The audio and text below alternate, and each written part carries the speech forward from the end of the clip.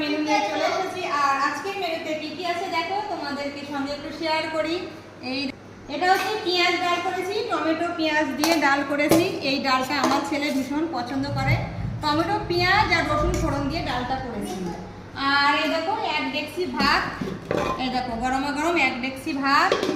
আর সঙ্গে আছে এই দেখো পেঁয়াজ ডালের সঙ্গে আছে এই যে এটা হচ্ছে পটল ভাজা, আর এখানে আছে এই দেখো ডিম ভরা ইলিশ মাছ ভাজা।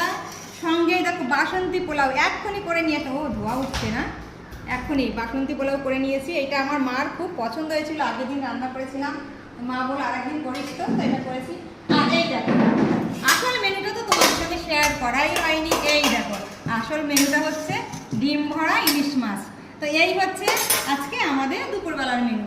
তো বন্ধুরা এখন সবাই খাবারের জন্য অপেক্ষা করছে, তাহলে এখন রাখি।